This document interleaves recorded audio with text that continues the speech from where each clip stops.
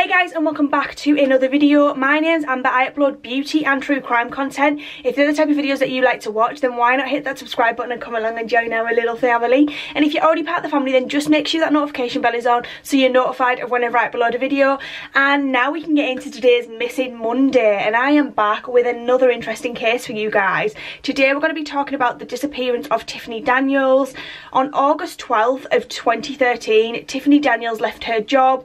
She told her supervisor that she would not be returning for a few days, but she didn't say why. She then briefly popped home and has never been seen since. Tiffany Daniels was born on March 11th of 1998. She was a native to the Dallas area.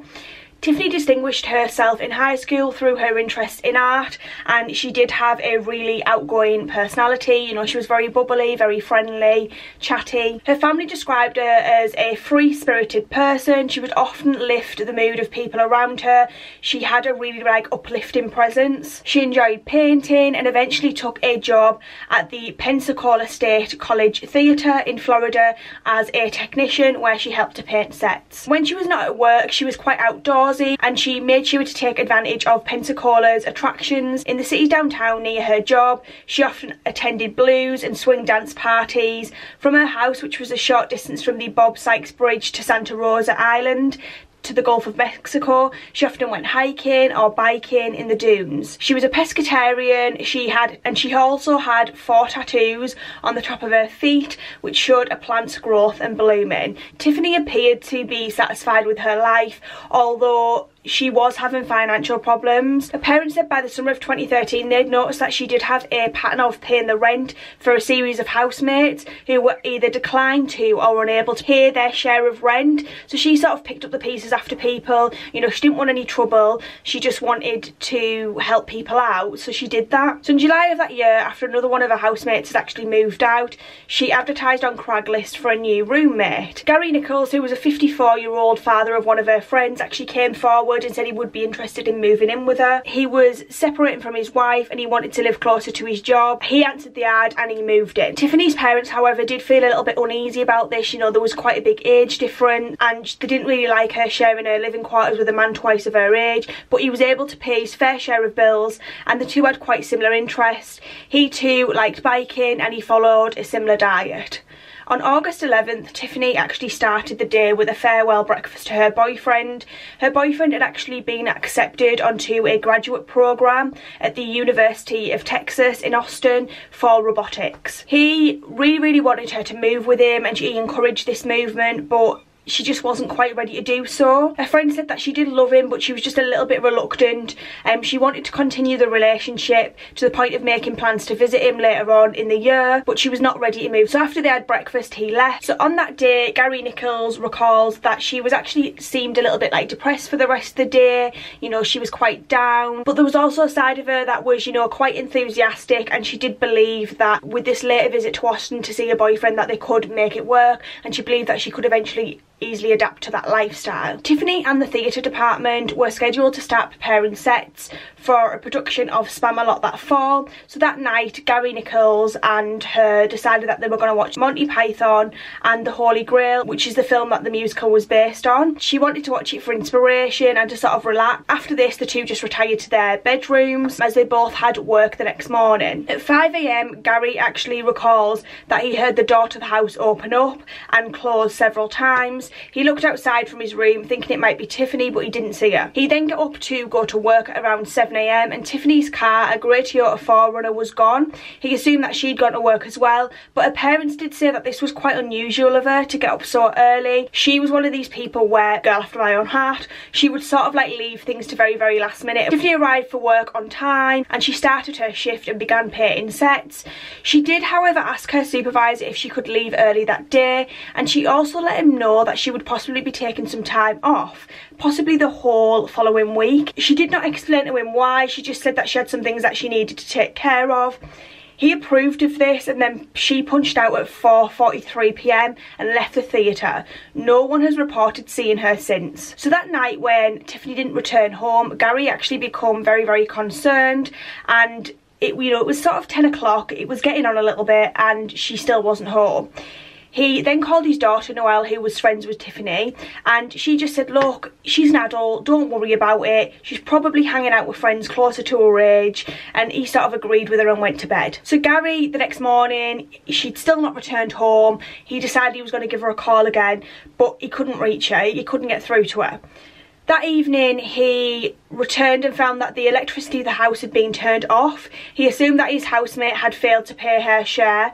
And again, he called his daughter Noelle to say, like, look, I am actually becoming, like, increasingly worried now. This time, she suggested that he should actually get in touch with Tiffany's parents via Facebook. Noelle, Gary's daughter, and Tiffany's friend, and Tiffany's mother, Cindy, they soon began working through an extensive list of people that they knew Tiffany was friends with. They all basically assumed that, you know, she was seeing other people or visiting other friends.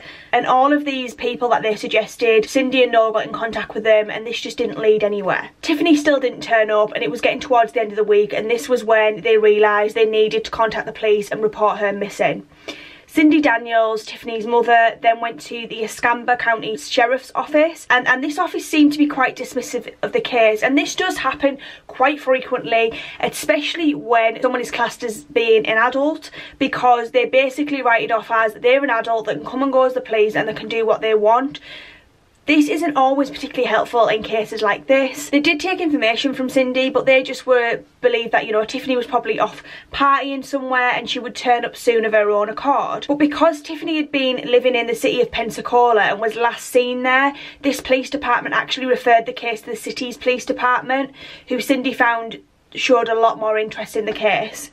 Detective Daniel Harner met Cindy at Tiffany's house and searched it. He found no signs of foul play, and Tiffany's tent was still in her room, so it wasn't as if she'd gone off camping. Detective Hartner learned that Tiffany's boyfriend left Pensacola the day before, and he'd been exploring the angle to see if there was any lead. Her boyfriend had called Tiffany upon his arrival on the 11th, but not at all on the 12th. Although he was very cooperative, he provided fingerprints, DNA samples, he showed his cell phone records, he showed he'd indeed been in the Austin area all weekend, suggesting that he had not secretly returned to Pensacola. Detective Hartner also considered that perhaps she had been depressed over her boyfriend's departure. Now, this case actually did become part of the series Disappeared, where they do look at missing persons cases, and while on the show, her sister actually did say that Tiffany did appear to be, like, her personality seemed dull and she was a little bit less lively, but she did have plans for her immediate future. Besides the trip to Austin, she had planned a dance in 2 weeks' time. It did not seem like she'd taken her own life or started again somewhere else. The investigation did find that at some point after her early departure from work, she had briefly returned home, and Gary was present at the time, although he was talking with his own girlfriend who was out of state on the phone, and he doesn't recall seeing her or, you know, noticing her presence in the home. Police believe his account and do not consider him a suspect. They have basically cleared him of any wrongdoing, noting that he was the first to raise concerns about Tiffany's whereabouts. Over the first weekend after Tiffany did disappear, the case was publicised. It was reported on the news. Her friends and family distributed flyers, they posted them in the street, and early the following week it produced the first evidence relating to her disappearance. A jogger who was also a friend of the family's noticed Tiffany's forerunner in a parking lot at Park West in Pensacola Beach near Fort Pickens at the western end of Santa Rosa Island on August 20th, 8 days after she'd been missing. She'd often gone hiking in the dunes of the Gulf Islands National Seashore. Cindy, her mother, did constantly warn her not to go on the beach alone. When the car was discovered, her mother was quite worried that it did suggest that something horrible had happened to her daughter. Within the car, her bicycle was there, so was her cell phone, her purse, there was some clothes, there was water and a jar of peanut butter. After the car was towed into the police garage for examination, investigators found 2 fingerprints. There was one on the door handle and the other was on the steering wheel, and neither would match to Tiffany or any of the investigators who had worked on the car. A resident of a nearby condominium said that the car had definitely not been there until 2 days earlier, and 2 other residents actually said that they had noticed a man getting out the car earlier that day. So to establish where the car had been driven previous to being parked upon the island, Detective Hartner actually examined security footage from the toll booths at Bob Sykes Bridge, the only road that connected between Pensacola and the island. They showed that the forerunner had passed through tolls at 7:51 p.m. on the evening she disappeared. although it could not be determined from the footage whether Tiffany was driving. The car remains in the police impound lot, its contents intact, in case there is new information that comes to light in the case. So then there was this massive question of, had anyone seen anything or anyone who might have left this car abandoned in this parking lot? Two large residential complexes serving the island's summer vacation population were adjacent to it. It was possible that someone might have seen something. Friends and family decided it would be a good idea to circulate flyers in the area, and they canvassed residents but still had no leads. At the police garage, investigators found sand on the bicycle tyres but none on the car's floorboards.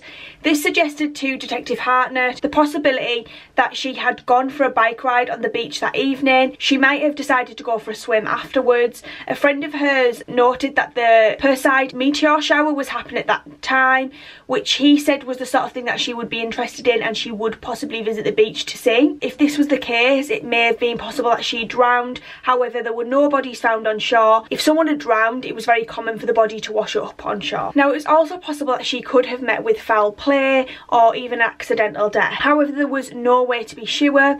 Santa Rosa Island is 50 miles long and the police did not have enough manpower to search even its beaches, much less the dunes, which were thickly vegetated in some areas. The weekend after the car was found, the Class Kids and volunteer organisation, founded in the wake of the Polly Class K, in coordination with the local police, the US National Park Service, which has jurisdiction over the national seashore, searched much of the island with humans and search dogs. A few fragments of clothing and pieces of jewellery were found, but none of them belonged to Tiffany. With all searches and investigative procedures in Pensacola exhausted, no further physical evidence was likely. Tiffany's friends and family set up a Facebook page, further the search, and found themselves busy sorting through many tips that had initially poured in. One which was from a convenience store clerk who claimed to have seen Tiffany several days after she had last been seen, as he recalled the tattoo on her foot. However, the store's security camera footage for that day failed to corroborate the account. Several months after her disappearance, in January 2014, the Facebook page yielded another, more credible sighting. A woman who worked as a waitress at a restaurant in Metier, Louisiana, outside New Orleans, reported that shortly after the disappearance that she seen a woman matching Tiffany's description coming with two other women, one roughly the same age and another older, possibly Latina, and more nicely dressed.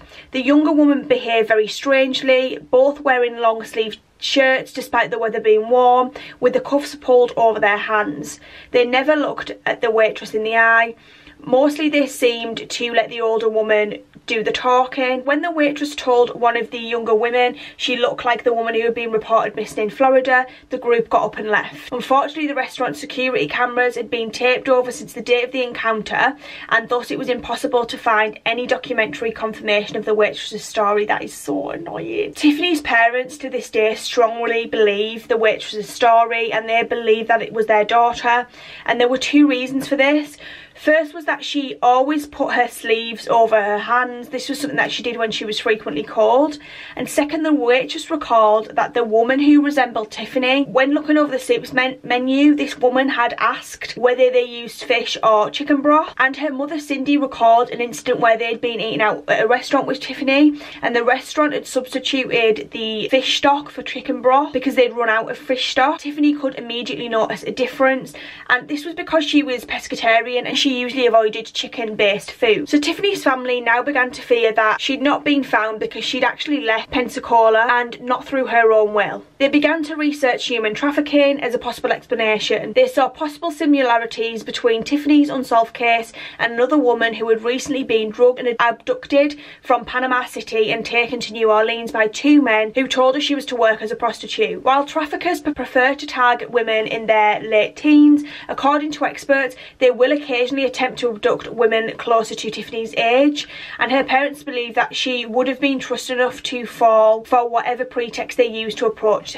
their daughter. Interstate 10 passes through Pensacola and New Orleans, and this has been described as one of the major trafficking routes in the US. Detective Hartnett, however, says he found no evidence to support this theory, but he did also state that the police haven't ruled anything out at this point. So on the second anniversary of her disappearance in 2015, there were two developments in the case. The investigation discovered Discovery Cable Network decided to revive its series Disappeared, which profiles missing person cases, and her case was one of the ones chosen to feature. A crew from the network went to Pensacola, filmed locations associated with the case and reenactments, and interviewed Detective Hartnett, Tiffany's parents, sister, and some of her friends who helped in the investigation, and this episode aired in April of 2016. Before this episode aired, the first new evidence in the case since the original investigation surfaced.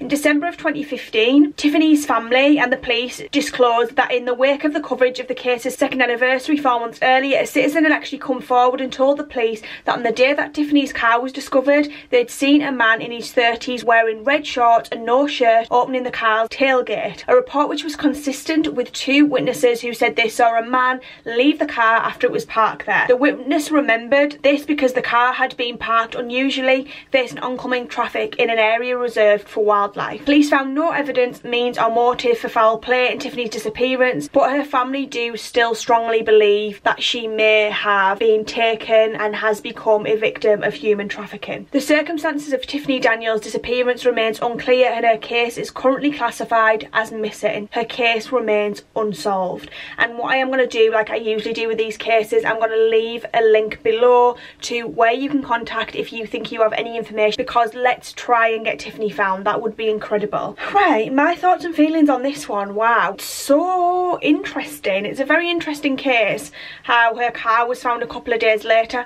I'm going to come right out and say it. I don't think Gary Nichols had anything to do with this. I just think it was unfortunate that he was sort of living with her at the time, so he was looked at as a suspect. And the fact that she was sighted with those two women, it's a very, very strange sighting. And like all the things that were said in that sighting, like even her mum and dad could relate to it. Like, it sounds to me as if she's maybe being snatched. I don't think she run away, because to me there's just nothing to suggest she would have any reason to run away.